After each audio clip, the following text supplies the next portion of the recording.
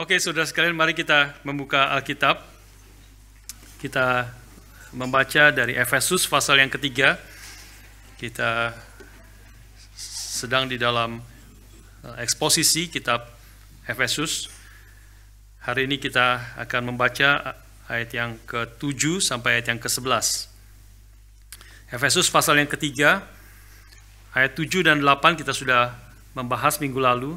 Kita akan lihat sedikit sekali lagi, dan kita terus membaca sampai ayat yang ke-11. Efesus 3 ayat ke-7 sampai yang ke-11 saya akan bacakan bagi saudara-saudara sekalian. Dari Injil itu, aku telah menjadi pelayannya menurut pemberian kasih karunia Allah yang dianugerahkan kepadaku sesuai dengan pengerjaan kuasa-Nya.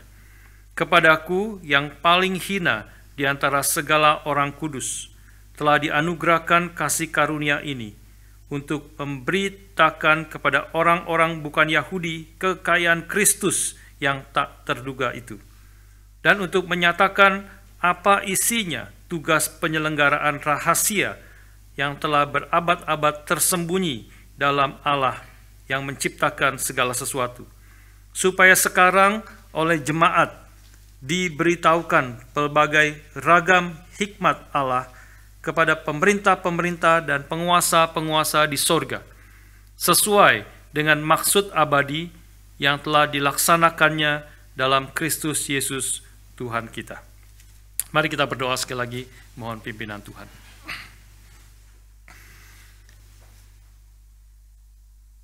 Bapa di surga, seperti lagu yang dinyanyikan oleh anak-anak pada pagi hari ini, kiranya Roh-Mu yang kudus menolong kami, mencelikkan mata rohani kami, sehingga kami boleh melihat keindahan, keagungan, dan kemuliaan Kristus. Dan juga tolonglah kami, umat-Mu, mengerti akan betapa berharganya apa yang Engkau telah kerjakan dalam hidup kami, sehingga Engkau menjadikan kami umat-Mu, tubuh-Mu, kehadiran-Mu di tengah-tengah dunia ini, untuk menyatakan kebesaran, keagungan, dan kemuliaan-Mu, dan mengalami segala kekayaan Kristus yang tak terduga itu.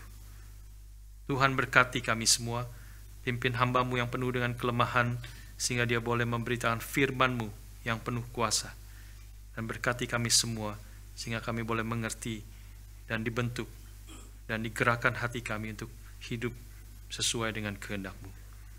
Berkati kami semua, dan berilah firman-Mu kepada kami semua. Di dalam nama Tuhan kami Yesus Kristus, kami bersyukur, kami berdoa. Amin.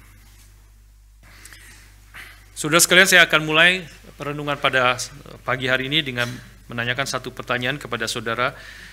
Apakah saudara tahu pasal yang paling panjang di dalam seluruh Alkitab? Ya, mungkin sebagian tahu, sudah saya sebut, pasal yang paling panjang di dalam Alkitab itu adalah Mazmur 119. Ya, Mazmur 119 itu terdiri dari 176 ayat. Ya, itu seluruhnya paling panjang, dari pasal yang terpanjang dalam seluruh Alkitab. Dan angka 176 ini terdiri dari 8 bagian, 22 kali 8 bagian. Jadi dibagi menjadi 22 bagian, dan setiap bagiannya itu ada 8 ayat. Ya, jadi 8 ayat, 8 ayat, 8 ayat, 8 ayat, 22 bagian. Sehingga 22 kali 8 itu ya 176. Ya. Jadi saudara sekalian, kenapa 22 ayat, 22 bagian? Karena setiap bagian itu, 8 ayat itu setiap bagian itu dimulai dengan alfabetnya bahasa Ibrani.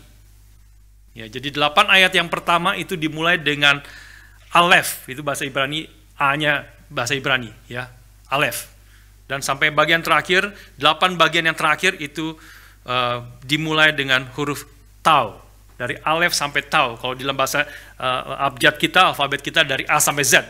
Ya, dari A sampai Z itu 8 ayat, seluruhnya Alef, Alef, Alef, Alef, 9 sampai 16, Beth, Beth, Beth, Beth, Beth, dan seterusnya.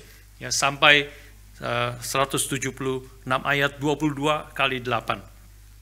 Dan dari seluruh 176 ayat ini berbicara fokus kepada satu hal. Satu hal, saudara heran, Mazmur itu bicara bisa begitu lengkap dari A sampai Z, dari artinya berbagai aspek, berbagai angle, berbagai macam keragaman hidup manusia dan berbagai macam sudut dilihatnya, perspektif yang berbeda-beda, tapi seluruhnya itu bicara tentang satu hal yang setiap ayat itu diulang-ulang. Nanti saudara boleh cek di rumah ya. Setiap ayat diulang-ulang, bicara tentang satu hal saja, fokus kepada satu hal, yaitu bicara tentang firman Tuhan. Kata-katanya bisa berbeda-beda, istilahnya berbeda-beda, bisa bicara tentang Taurat Tuhan, bisa bicara tentang ketetapan-ketetapan Tuhan, bicara tentang hukum-hukum Tuhan, bicara tentang titah-titah Tuhan, peraturan-peraturan Tuhan, tapi seluruhnya itu bicara tentang satu hal, yaitu tentang firman Tuhan di dalam aspek yang berbeda-beda. Misalnya salah dua yang terkenal itu misalnya Mazmur 119 ayat yang ke-9 yang mengatakan, dengan apakah seorang muda mempertahankan kelakuannya bersih? Dengan menjaganya sesuai dengan firman-Mu. Ya, salah satu lagi adalah 105 ayat 105. Firman-Mu adalah pelita bagi kakiku dan terang bagi jalanku. Ya, bicara firman Tuhan, ketetapan Tuhan, hukum-hukum Tuhan, titah-titah Tuhan, Taurat Tuhan, dan seterusnya. Saudara sekalian, saya memulai dengan hal ini untuk mengingatkan kepada kita, untuk mengerti bahwa firman Tuhan itu adalah sesuatu yang sentral di dalam seluruh hidup kita. Ya, sentralitas firman Tuhan itu sangat nyata, sangat jelas di dalam apa yang Tuhan inginkan bagi hidup kita. Seluruh aspek hidup kita dilihat dari sudut pandang firman Tuhan. Dari A sampai Z hidup kita boleh dimengerti, dilihat, dijalani, dan dihidupi sesuai dengan firman Tuhan. Dan ini adalah sesuatu yang kita sudah bahas sebenarnya 2 minggu yang terakhir, waktu kita berbicara tentang bagaimana rahasia Kristus itu telah dinyatakan kepada para rasul, para nabi, dan khususnya Paulus di sini menulis kepada kepada seorang rasul, Yesus Kristus. Rahasia Kristus yang tersembunyi berabad-abad itu ada di dalam diri Allah, rencana Allah, rahasia Kristus itu telah dinyatakan kepada rasul, kepada Paulus. Dan kemudian Paulus menuliskan akan rahasia itu, rahasia Kristus itu. Ya, atau revelation yang telah wahyu yang telah dinyatakan, dan kemudian setelah dituliskan kita membacanya, kita menerimanya. Dan minggu lalu kita juga sudah membahas bukan hanya Paulus kemudian menuliskannya dan kita membacanya, tetapi di dalam hidup Paulus juga memberitakan akan rahasia Kristus yang telah dibukakan kepada Paulus itu. Di dalam ayat 8b itu dinyatakan tujuan daripada pembukaan atau berita yang diberitakan yang oleh Paulus ini. Kepadaku, ayat 8 misalnya, kepadaku yang paling hina di antara segala orang kudus telah dianugerahkan kasih karunia ini. Kasih karunia ini, the revelation of God, rahasia Kristus yang telah dibukakan kepada dia, ya, yang dia telah terima. Dan untuk ayat 8b menyatakan tujuan daripada apa yang ditulis, apa yang dia beritakan oleh Paulus ini, untuk memberitakan kepada orang-orang bukan Yahudi kekayaan Kristus yang tidak terduga itu. Jadi setelah dia menerima, dia memberitakan apa? Memberitakan akan kekayaan Kristus yang tak terduga itu. Ya, dari kalimat itu kita minggu lalu memikirkan, mengerti bahwa ketika Tuhan menyatakan kehendaknya, rahasianya kepada Paulus, pada para nabi, para rasul, bukan hanya untuk menyatakan kehendaknya, bukan hanya untuk menyatakan kebesaran dan kemuliaan Tuhan supaya orang taat kepada kehendaknya itu, tetapi juga untuk kebaikan kita, untuk menyatakan unsearchable riches of Christ. Artinya sesuatu yang berharga, sesuatu yang bernilai kekal, sesuatu yang memuaskan jiwa kita yang paling dalam. Bicara tentang kekayaan, the riches, seperti lagu anak-anak yang tadi dinyanyikan. Kristus adalah yang paling berharga daripada segala sesuatu. Dia telah memberikan kepada kita banyak hal yang baik, pengampunan, anugerah keselamatan, membebaskan kita dari perbudakan dosa. Tetapi ultimately, kekayaan Kristus yang tak terduga itu adalah dirinya sendiri yang dia berikan kepada kita. Sehingga kita ketika mengenal dia, ketika hidup sesuai dengan kehendak dia, kita boleh mengalami kelimpahan dan kepuasan hidup yang hanya bisa terjadi dan bisa dipuaskan ketika kita mengenal akan Kristus, hidup di dalam kehendak-Nya. Yohanes mengatakan itulah hidup kekal. Hidup kekal adalah ketika kita mengenal Bapa dan mengenal Yesus Kristus anaknya yang Dia telah utus itu. Kita boleh mengenal dan percaya kepada Dia. Paulus mengatakan di dalam bagian lain bahwa segala sesuatu kuanggap sampah karena pengenalan akan Kristus itu jauh lebih mulia daripada segala sesuatu. Segala sesuatu itu segala sesuatu artinya. Apapun di luar Kristus itu seperti sampah. Segala hal yang dia miliki, segala hal yang dia pada dirinya sendiri sebenarnya baik, segala kehebatan dia, segala pencapaian dia, segala hal dibandingkan dengan Kristus itu seperti sampah karena aku ingin mengenal Dia, bahkan dipersatukan dengan Dia, dan karena kita memang diciptakan untuk Dia itu sendiri. Saudara sekalian, hari ini saya akan membahas, kita akan melanjutkan akan tujuan yang kedua daripada tulisan Paulus, pemberitaan Paulus memiliki tujuan yang kedua yang kita baca di dalam ayat yang ke-9 tadi. Bahasa Indonesia kadang-kadang ini kata-kata kalimatnya sulit sekali untuk kita mengerti, ya. Dan untuk menyatakan apa isinya, ini yang kedua ya. Dan tadi yang pertama adalah untuk memberitakan kepada orang-orang bukan Yahudi kekayaan Kristus yang tak terduga, 8b, sekarang ayat 9, dan untuk menyatakan apa isinya tugas penyelenggaraan rahasia yang telah berabad-abad tersembunyi dalam Allah yang menciptakan segala sesuatu. Nah, saudara sekalian, saya bacakan di dalam bahasa Inggrisnya ya, mungkin agak lebih jelas. NIV mengatakan ayat 9 ini, and to bring to light for everyone what is the plan of the mystery hidden for ages in God who created all things. Ya, kalimat selanjutnya itu adalah penjelasan. Kalimat pertamanya adalah utamanya di situ. To bring to light, untuk membawa, untuk menjadi jelas, untuk menerangi kepada setiap orang apa rencana Allah tentang rahasia Kristus itu, rahasia yang tersembunyi itu. Nah, ini yang menjadi tugas, kerinduan atau Paulus, dan juga sebenarnya panggilan Tuhan bagi Paulus. Dia telah dibukakan rahasia Allah kepada dia, sehingga dia perlu memberitakan, menulis dan memberitakan supaya orang diterangi hatinya dan mengerti akan misteri daripada atau rahasia daripada Kristus itu. Kisah Para Rasul 26 ayat 17-18 itu menggambarkan akan panggilan Paulus, panggilan Tuhan bagi Paulus. Ini memang tugas dan panggilan Tuhan bagi Paulus. Kita baca bersama-sama kisah yang ternyata di layar, kisah 26 ayat 17-18. Aku akan mengasingkan engkau dari bangsa ini dan dari bangsa-bangsa lain, dan aku akan mengutus engkau kepada mereka untuk membuka mata mereka, supaya mereka berbalik dari kegelapan kepada terang, dan dari kuasa iblis kepada Allah, supaya mereka oleh iman mereka kepadaku memperoleh pengampunan dosa dan mendapat bagian dalam apa yang ditentukan untuk orang-orang yang dikuduskan. Ini adalah perkataan Tuhan kepada Paulus. Ya, aku mengutus engkau, mengutus Paulus kepada mereka, kepada orang-orang bukan Yahudi khususnya, ya, untuk membuka mata mereka yang buta. Sekarang Paulus beritakan supaya bukan hanya Paulus memberitakan, tetapi supaya juga hati mereka diterangi, supaya mata mereka yang buta dicelikkan, supaya mereka berbalik dari kegelapan kepada terang, dari kuasa iblis kepada Allah, supaya oleh iman mereka kepadaku, kepada Kristus, mereka memperoleh pengampunan dosa, mendapat bagian dalam apa yang ditentukan untuk orang-orang yang dikuduskan. Tentu pertanyaannya adalah, ini tugas yang sangat berat bagi Paulus. Bagaimana Paulus diutus untuk membuka mata mereka, orang yang buta, orang yang tidak mengenal Tuhan, ya, tidak percaya kepada Kristus, yang menganggap Kristus itu tidak berarti, omong kosong dan sebagainya.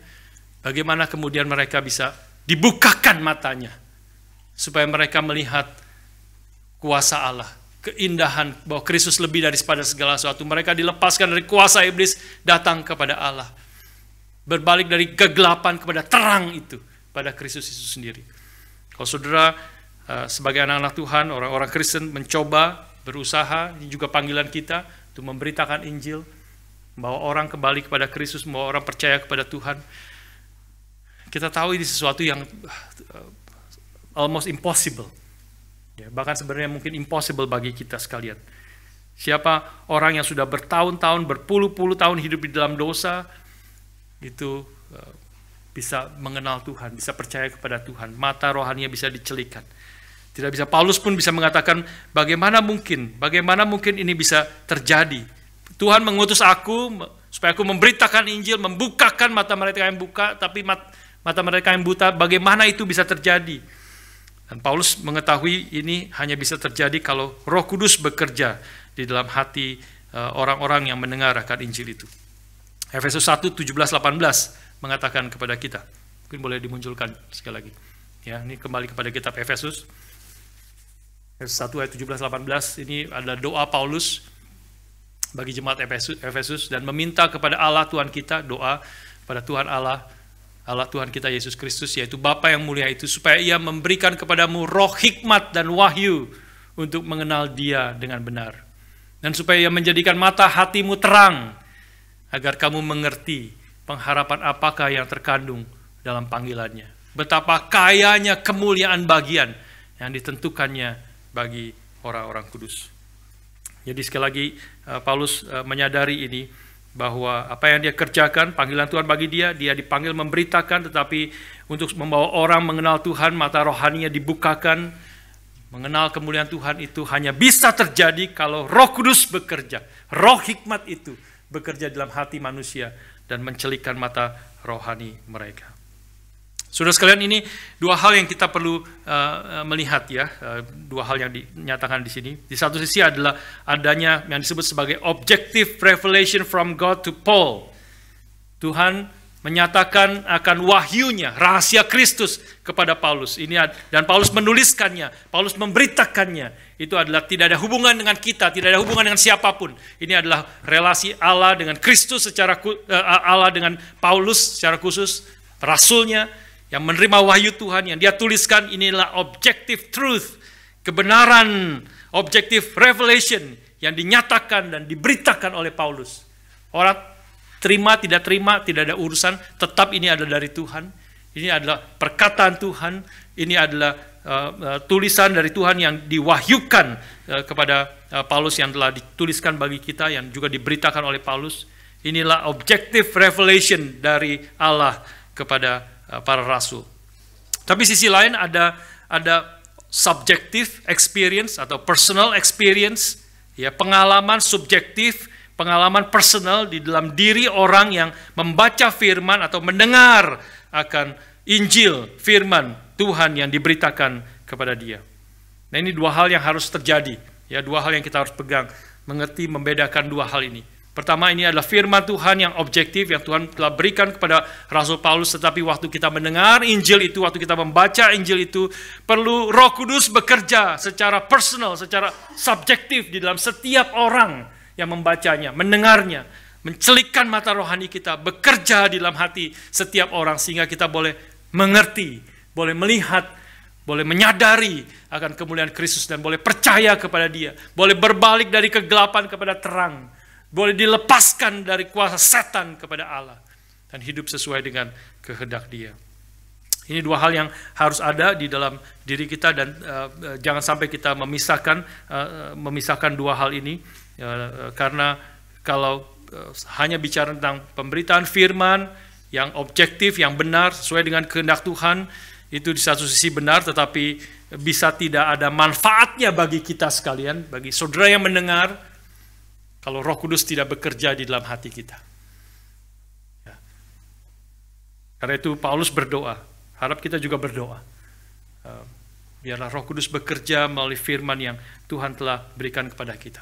Tapi sisi lain kita jangan jatuh ke dalam ekstrim yang lain.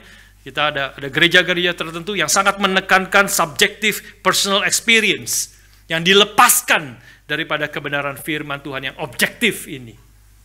Jadi kita bisa dipakai, bisa digerakkan, bisa merasa tergerak, bisa merasa terhibur, bisa merasa dikuatkan, tapi sebenarnya bukan dengan firman Tuhan. Datang ke gereja dengan suasana, dengan lagu, dengan segala sesuatu yang ada, dengan lampu-lampu ya, yang membuat suasana kita digerakkan. Kita bisa digerakkan oleh banyak hal. Saudara nonton film Korea pasti sudah nangis. Kalau nonton film Korea gitu ya, K-drama, saudara nggak nangis gitu ya. Itu waduh, keras sekali hatinya. Pasti keras sekali. Sudah nonton film itu berseri-seri pasti nangis. Tergerak hati kita. Nangis pasti tergerak karena tergerak hati kita. Ya. Tapi bukan digerakkan oleh firman Tuhan. Kita bisa digerakkan oleh banyak hal. Kita bisa, apalagi ada psikologi massa, ya, mass psychology kita. Orang cara-cara yang menggerakkan hati manusia, bisa senang, bisa sedih, bisa apa dan sebagainya, bisa sukacita. Tapi kalau itu tidak digerakkan oleh firman Tuhan, objective revelation of God yang Tuhan telah berikan kepada para rasul, para nabi, maka itu tidak membawa kita kepada Allah. Tidak membawa kita dilepaskan daripada kegelapan kepada terangnya. Tidak membawa kita dilepaskan dari setan kepada kuasa daripada Allah. Harus dua-dua terjadi, ya. Sisi lain biarlah kita sungguh-sungguh berdoa. Setiap kita tidak menjadi penonton. Setiap kita ketika membaca firman, ketika kita mendengar firman, yang sesetia mungkin diberitakan di atas mimbar ini. Yang pasti benar ketika kita membaca langsung daripada firman Tuhan, merenungkannya. Kita perlu berdoa. Kita perlu minta pimpinan Roh Kudus bekerja di dalam hati kita masing-masing. Supaya mata rohani kita dicelikan. Supaya kita sungguh mengenal Dia. Sungguh hati kita bersyukur kepada Dia. Dan kita digerakkan untuk hidup makin taat kepada Dia. Bersukacita di dalam Tuhan. Menyadari rencananya bagi setiap kita. Karena itu kita membahas firman Tuhan. Kita sesetia mungkin membahas kembali kepada firman. Dan kita terus berdoa Tuhan yang menggerakkan dan memimpin setiap kita. Tujuan yang ketiga atau yang bersifat boleh dikatakan kosmik. Ya, tadi tujuan pertama 8b, tujuan kedua 9, tujuan yang ketiga adalah ayat yang ke-10. Dinyatakan tujuan daripada Allah menyatakan, membukakan rahasianya kepada Paulus. Paulus menuliskannya, memberitakannya bagi kita, memiliki tujuan yang ketiga dalam ayat yang ke-10, tujuan yang bersifat lebih besar, bahkan bersifat kosmik. Supaya, ya, dalam bahasa NIV sangat jelas sekali, ya, ayat 10. His intent was that now through the church the manifold wisdom of God should be made known to the rulers and authorities in the heavenly realms. Supaya sekarang oleh jemaat, oleh gereja, diberitahukan berbagai ragam hikmat Allah kepada pemerintah-pemerintah dan penguasa-penguasa di surga. Ini tujuan yang bersifat kosmik. Supaya hikmat Allah yang berlimpah itu, dengan kata lain, didemonstrasikan kepada pemerintah-pemerintah dan penguasa-penguasa di surga. Rulers and authorities in heavenly realms.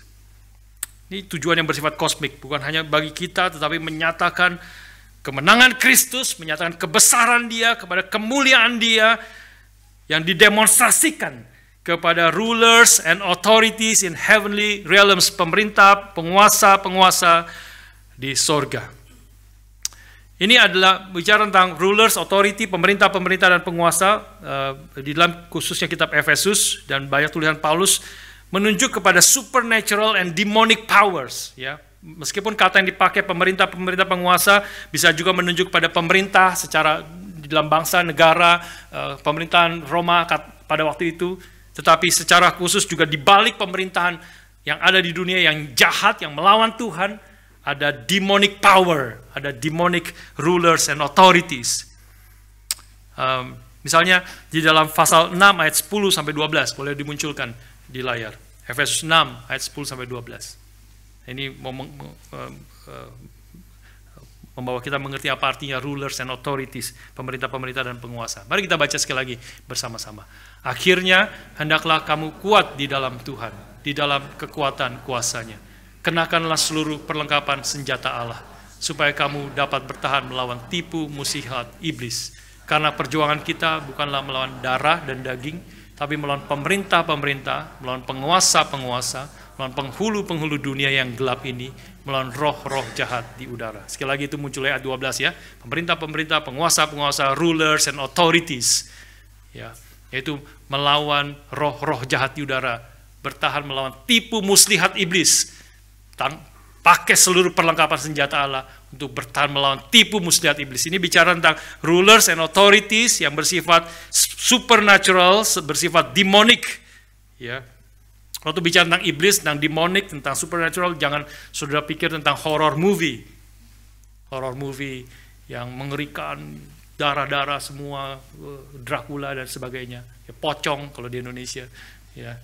Jangan pikir seperti itu nggak tahu di Indonesia mungkin ada ya, tapi di sini kejahatan, dosa, setan menguasai lebih kepada mungkin seperti film Adolescence. Ya, kemarin ini beberapa hari yang lalu sempat nonton film Adolescence. Mungkin sebagian sudah ada yang nonton di Netflix. Saya nonton film itu karena saya baca berita dan dengar berita.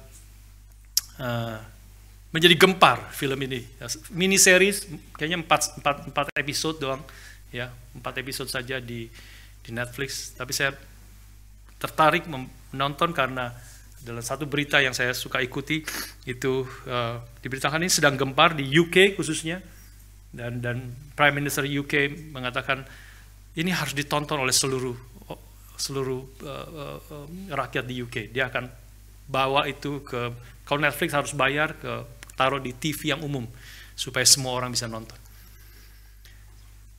Mengerikan filmnya, film karena menyatakan banyak problem yang terjadi di dalam problem yang real, bukan berdasarkan satu cerita khusus true story, tapi berdasarkan banyak cerita yang terjadi kemudian dibuat film yang membuat kita berpikir. Kisah adolescent seorang yang, spoiler sedikit nggak apa-apa, sudah silakan nanti nonton ya. Saya juga encourage silahkan saudara nonton. Orang tua yang punya anak-anak remaja khususnya juga kita perlu nonton, menyaksikan itu. Ini bicara tentang tidak gory ya, tidak berdarah-darah, tidak dijelaskan, tidak dimunculkan di situ. Tetapi ceritanya adalah seorang anak laki-laki umur 13 tahun membunuh temannya sendiri, membunuh dengan pisau, menusuknya sampai 7 kali sampai mati. Itu konteks ceritanya, ya. Kemudian dibalik itu kemudian dibongkar kenapa bisa terjadi dan sebagai apa yang terjadi. Banyak problem yang dimunculkan, banyak isu sosial yang terjadi. Saya percaya itu juga terjadi di sini, ya, di negara-negara Barat khususnya, termasuk di Australia. Menggambarkan kerusakan di sekolah juga mulai. Ada bicara tentang kerusakan sekolah, bullying, pergaulan remaja, ya, media sosial yang yang bikin rusak, bikin kacau, ya, kehidupan mereka. Bicara tentang sistem keluarga yang juga sangat-sangat menyedihkan, yang banyak di dalam keluarga di negara Barat, UK, Australia, itu saya rasa itu menggambarkan juga cukup akurat, ya. Bicara tentang kekerasan terhadap perempuan, tentu bicara juga itu, ya, bagaimana banyak laki-laki dari mulai kecil, dari mulai remaja itu punya pikiran yang sangat negatif, ya, dengan pornografi dan sebagainya, menganggaplah perempuan sebagai objek. Tapi tentu juga perempuan juga bullying, bahkan pria ini adalah karena dibully oleh banyak perempuan, termasuk perempuan yang akhirnya dibunuh oleh dia. Dibully, tertekan, lonely, terisolasi dan sebagainya. Film ini diakhiri, saya kasih spoiler lagi nggak apa-apa. Film ini diakhiri pergumulan di dalam keluarga si anak remaja ini. Susah sekali, ya, susah. Orang ayahnya, ibunya, sisternya mengalami kesusahan karena anak ini kemudian dipenjara, umur 13 tahun dipenjara, ya, mengalami segala macam. Diakhiri dengan Ayahnya yang besar badannya, ayahnya kuat, ayahnya yang macho. Dia duduk di kamar anaknya itu. Kenapa bisa begini? Kenapa bisa begini? Kenapa, apa yang terjadi, apa yang telah kami lakukan, apa yang telah saya lakukan, yang sehingga anak ini bisa membunuh, anak umur 13 tahun membunuh akan temannya sendiri. Diakhiri dengan menangis terseduh-seduh akan ayahnya ini. Film itu berakhir dengan itu. Ya. Saya waktu menyaksikan film ini, saya merasa pengharapan satu-satunya adalah kalau mereka mengenal Tuhan. Kita sering mendengar kalimat Jesus is the answer. Yesus adalah jawaban. Saya rasa ini bukan to simplify, ya, bukan mensimplifikasi masalah kompleks sekali, masalah yang kompleks. Sekolah, keluarga, teman-teman, sosial media dan sebagainya kompleks sekali. Tetapi ini adalah, saya percaya ini adalah core, inti daripada persoalan, dan jawabannya adalah harus kembali kepada Kristus. Bagaimana mereka kalau tidak ada pengampunan, tidak ada pertobatan, mereka hopeless betul-betul. Tidak ada pengharapan lagi, tidak tahu lagi apa yang harus dilakukan. Kecuali datang kepada Tuhan, ada pengampunan, ada pertobatan, ada kasih, ada kebenaran, ada keadilan yang dinyatakan. Kristus adalah jawaban. Ini tentu kompleks. Saya hanya memberikan supaya kita boleh paling sedikit mulai menyadari berapa berharganya, berapa pentingnya Kristus. Karena Kristus adalah satu-satunya Tuhan yang telah datang ke dalam dunia, yang telah mati dan bangkit dari kematian dan duduk di sebelah kanan Allah Bapa. Dia adalah satu-satunya Tuhan yang mengatasi, berkuasa atas segala sesuatu. Wahyu Efesus 1 ayat 19-21 mengatakan, dan betapa hebat kuasanya bagi kita yang percaya sesuai dengan kekuatan kuasanya, kuasa Allah yang dikerjakan di dalam Kristus dengan membangkitkan dia dari antara orang mati dan mendudukkan dia di sebelah kanannya di surga, jauh lebih tinggi dari segala pemerintahan dan penguasa. Sekali lagi, rulers and authority. Dia jauh lebih tinggi dari segala pemerintahan dan penguasa dan kekuasaan dan kerajaan dan tiap-tiap nama yang disebut, bukan hanya di dalam dunia ini saja, melainkan di dunia yang akan datang. Dia adalah satu-satunya Tuhan yang telah datang ke dalam dunia, yang telah mati dan bangkit, naik ke surga. Dalam pengakuan iman kita setiap minggu mengatakan, dia bangkit, naik ke surga, duduk di sebelah kanan Allah, menyatakan kuasanya, berkuasa jauh lebih tinggi daripada segala rulers and authority, dunia ini dan juga demonic powers yang menguasai hati manusia, yang menguasai sistem-sistem dunia yang berdosa. Di dalam keluarga, di dalam rumah tangga, di dalam sekolah, di dalam kehidupan manusia.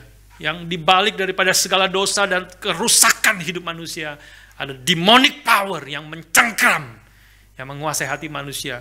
Kecuali kita kembali kepada Tuhan, percaya dan berharap hidup sesuai dengan kehendak Tuhan.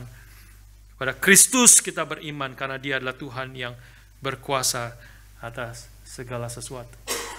Ada pengharapan yang pasti.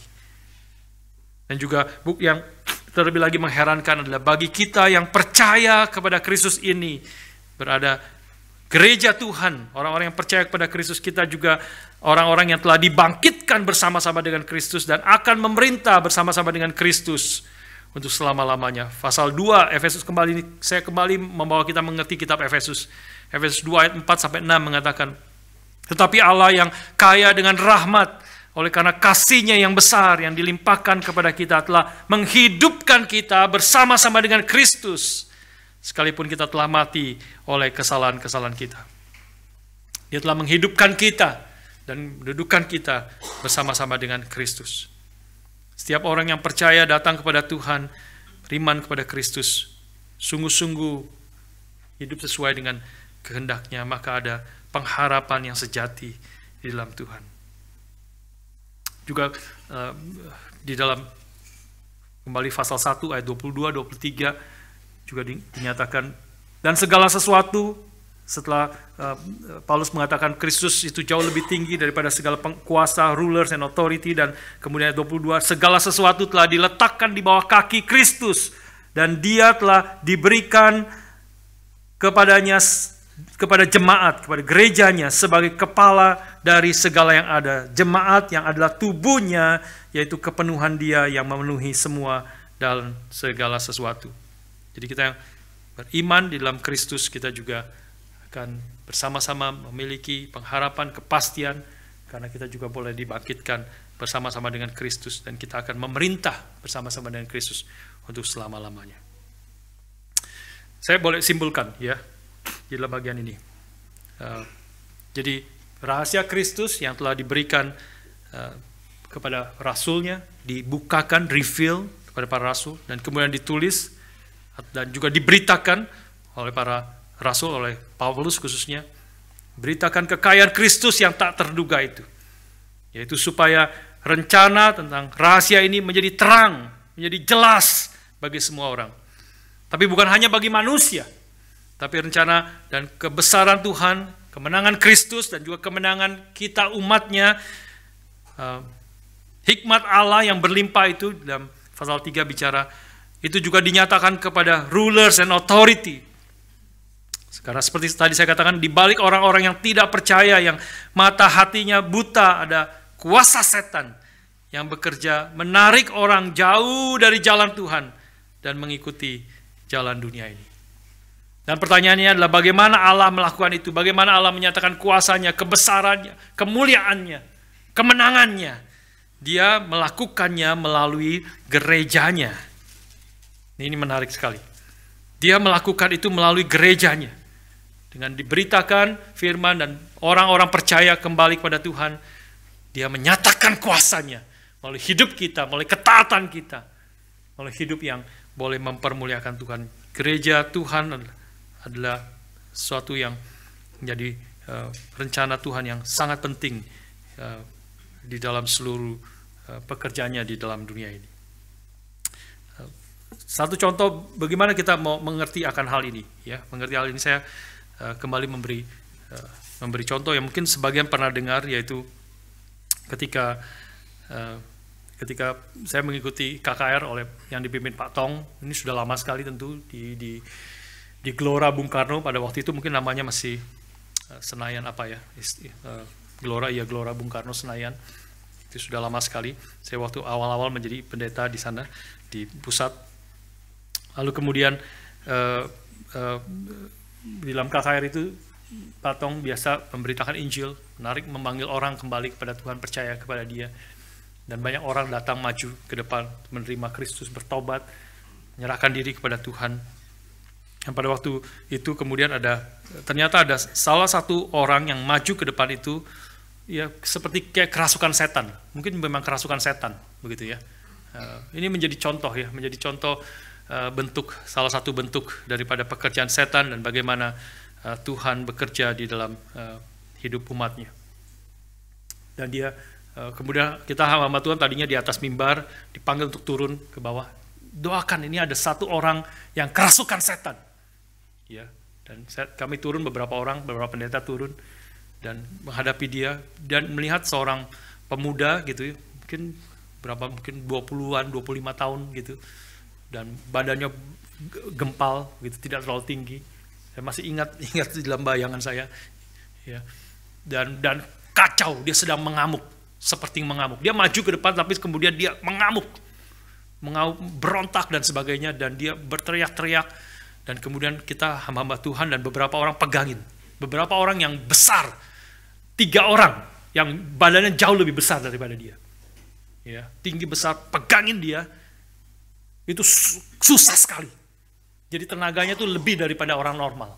Ya, berapa kuatnya dia itu, jadi mungkin memang seperti kerasukan. Lalu kita salah satu hamba Tuhan tanya, siapa namamu? Siapa kamu? Lalu kemudian dia tanya, aku Kuan Kong. Kuan Kong. Kuan Kong itu jenderal yang disembah-sembah oleh orang China. Ya. Dia seperti kerasukan gitu, seperti kerasukan, nggak tahu dewa apa, dewa Kuan Kong itu, ya. Dan lalu kemudian kita doakan nama Yesus keluar dan sebagainya. Oke. Didoakan tumpang tangan kita beberapa hamba Tuhan. Lalu setelah didoakan diusir, dia lemes.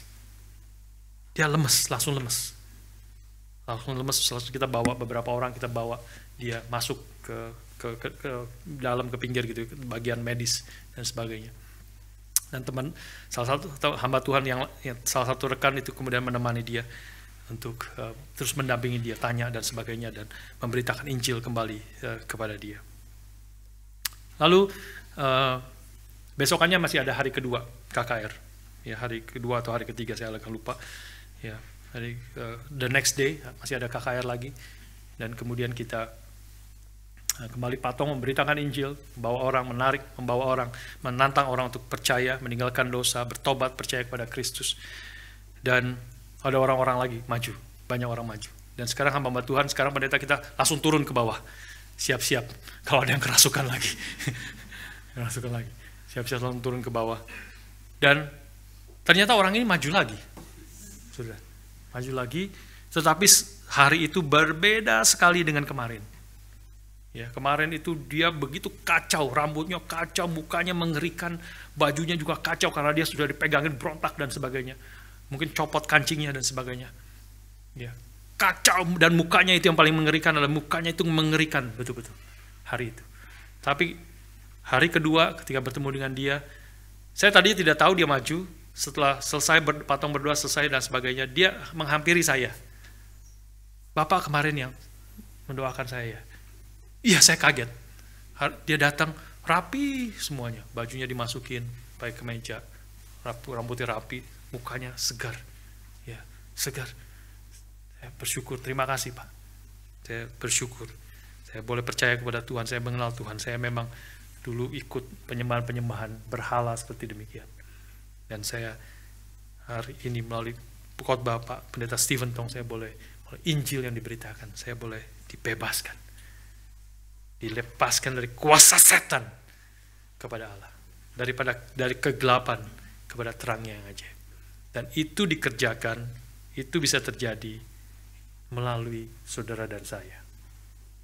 Tentu Tuhan pakai Patong secara khusus, tapi Tuhan juga pakai semua umat Tuhan bagi gerejanya, supaya sekarang oleh jemaat, oleh gerejanya, tujuannya adalah supaya melalui gerejanya hikmat Allah yang berbagai macam itu, hikmat Allah yang tak terduga itu, hikmat Allah yang begitu limpah itu dinyatakan kepada kuasa, penguasa,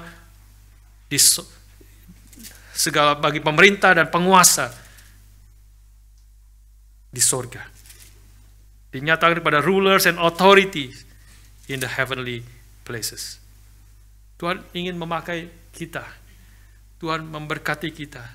Tuhan mau menyatakan kita semua yang ada di dalam Kristus, yang percaya dalam Kristus, semua orang yang tadinya kita juga mengikuti jalan dunia ini. Pasal yang kedua, pasal 2 itu menyatakan kepada kita, kita dahulu juga adalah orang-orang yang telah mati karena pelanggaran dan dosa-dosa kita. Kamu hidup di dalamnya karena kamu mengikuti jalan dunia ini, karena kamu mentaati penguasa kerajaan angkasa, rulers and authorities, sekali lagi di situ. Yaitu roh yang sekarang sedang bekerja di antara orang durhaka. Sebenarnya dahulu kami semua juga terhitung di antara mereka.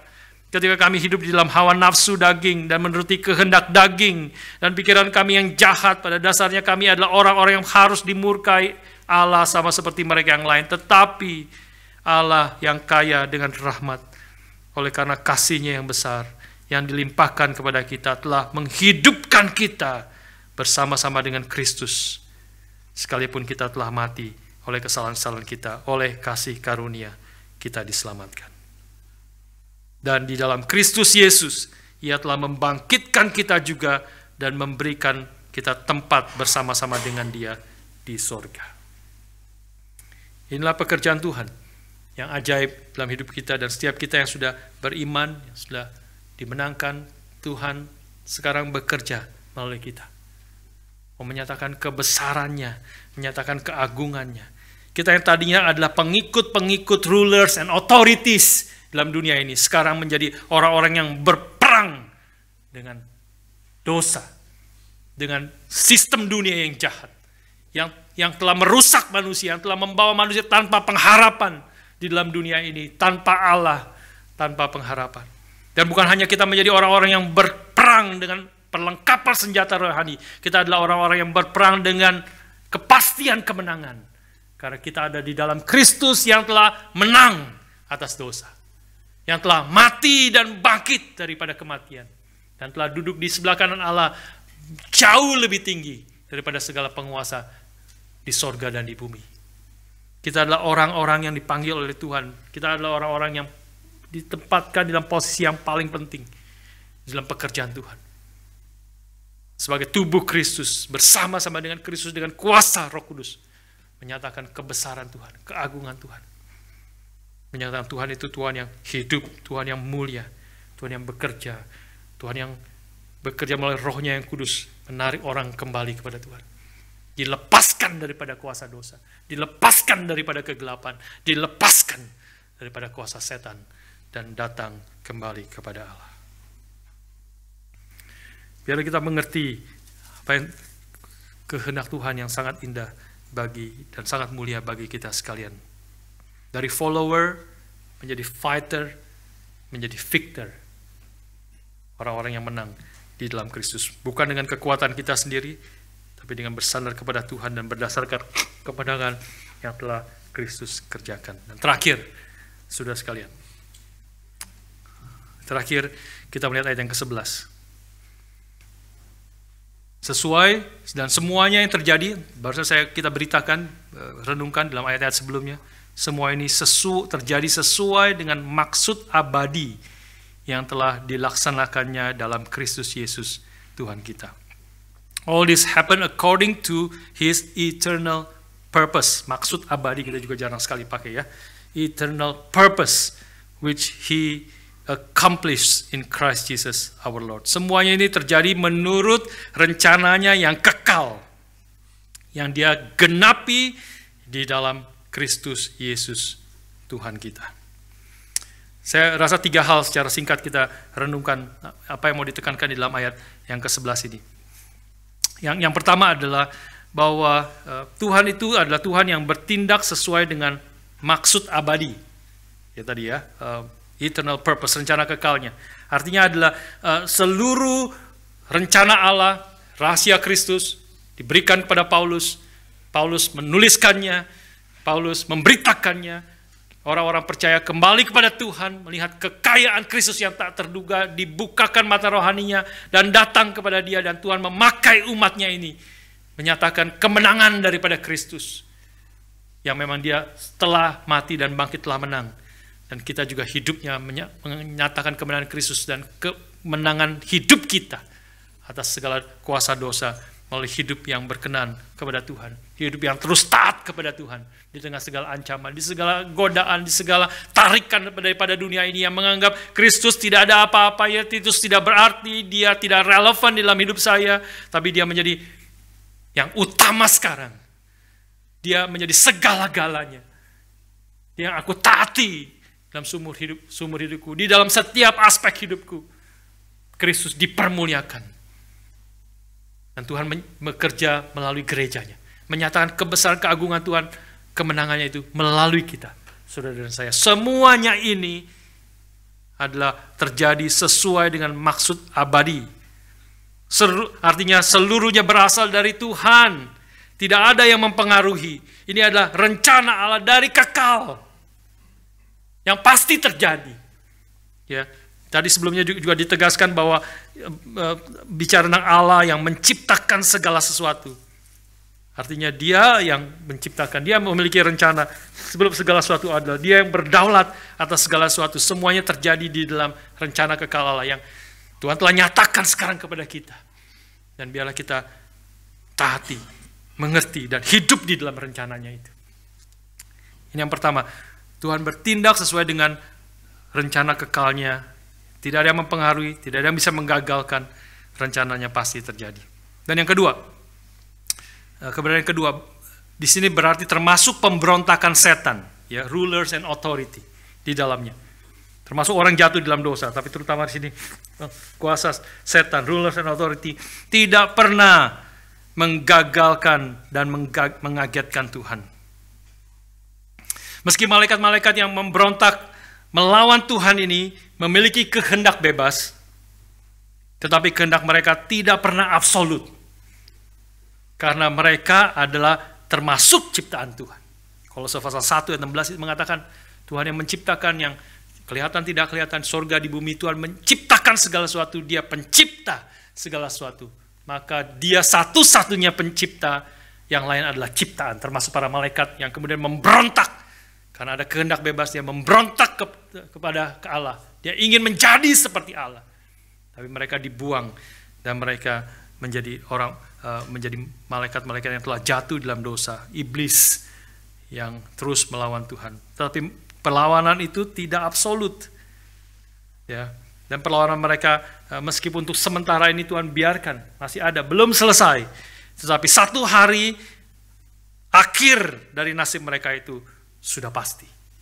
1 Korintus 15 24-25 mengatakan, boleh dimunculkan 1 Korintus 15 24-25. Mari kita baca sekali lagi bersama-sama. Kemudian tiba kesudahannya, yaitu bila mana ia menyerahkan kerajaan kepada Allah Bapa, sesudah ia membinasakan segala pemerintahan, kekuasaan, dan kekuatan. Karena ia harus memegang pemerintahan sebagai raja, sampai Allah meletakkan semua musuhnya di bawah kakinya. Sekali lagi, segala rulers and authorities, ada memang kuasanya, oleh kematian, kebangkitannya. Sekarang dia sudah duduk di sebelah kanan Allah. Segala kuasa di surga di bumi telah diberikan kepada dia. Tapi kekuasaannya, kedaulatannya belum nyata seluruhnya di dalam seluruh dunia ini. Tuhan masih mau menyatakan kuasanya, masih ada proses yang belum selesai. Melalui gerejanya, melalui ketaatan kita, hidup sesuai dengan kehendaknya. Tuhan akan menyatakan, tapi satu hari pasti terjadi.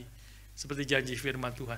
Ya, harus memegang pemerintahan sebagai raja sampai Allah meletakkan semua musuhnya, all rulers and authorities, itu di bawah kakinya.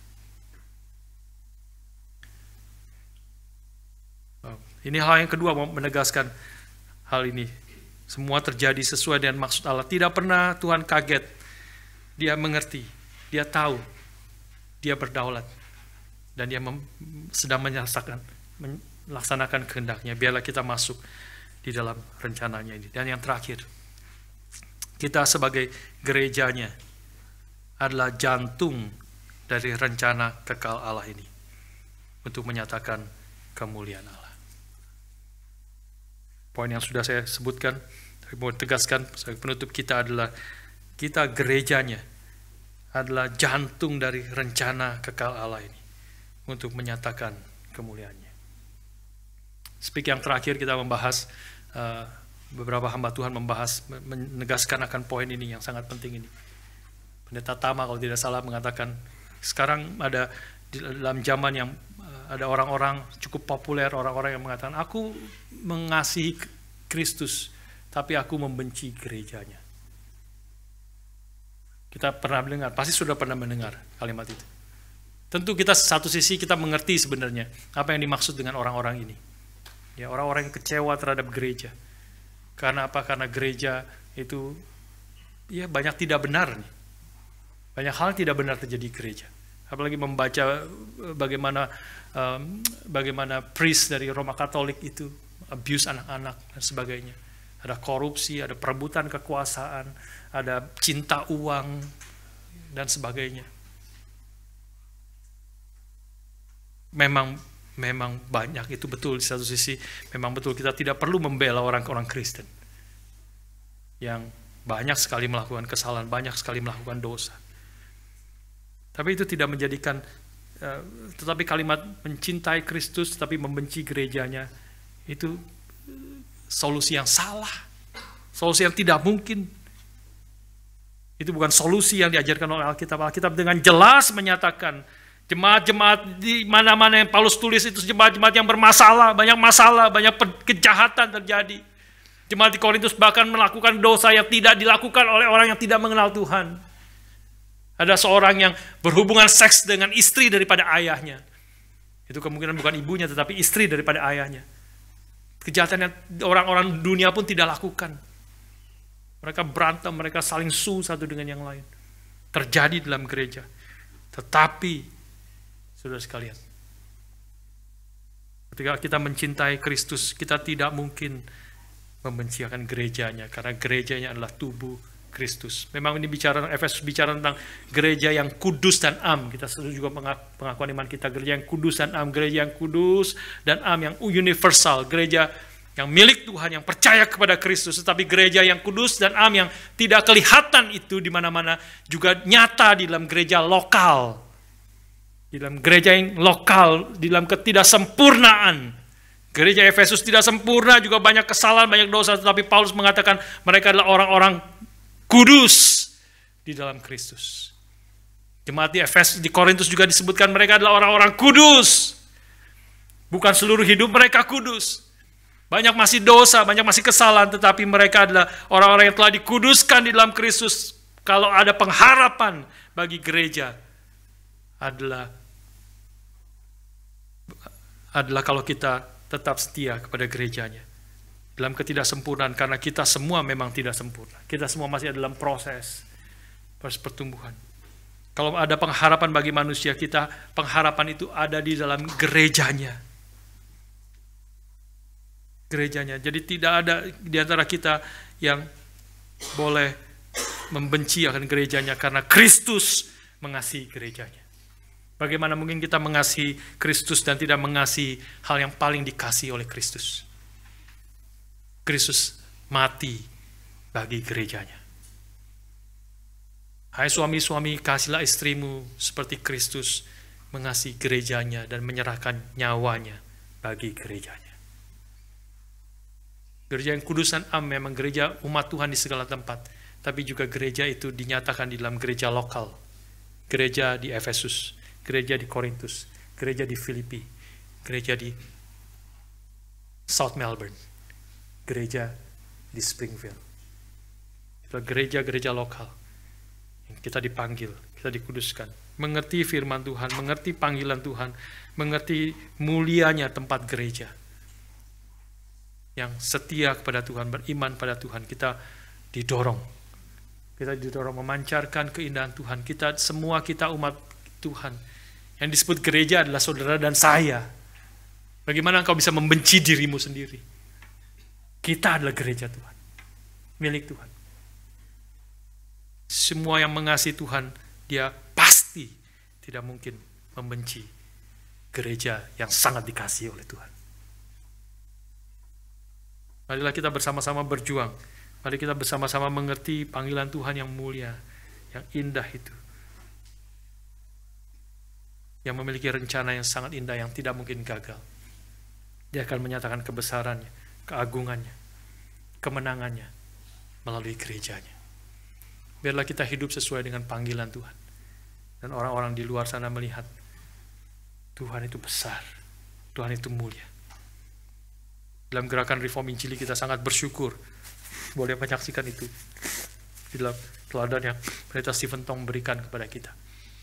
Tantangan, kesulitan, sekali lagi tidak sempurna, banyak kelemahan. Tapi banyak hal yang indah, banyak hal yang menyatakan Tuhan itu besar, Tuhan itu mulia. Kita mau taat kepada Tuhan, dan kita mau menyaksikan dan melihat pekerjaan Tuhan di dalam gerejanya melalui hidup kita. Mari kita bersama-sama sungguh menghargai akan gereja Tuhan dan mengasihi Tuhan dengan segenap hati kita. Mari kita berdoa.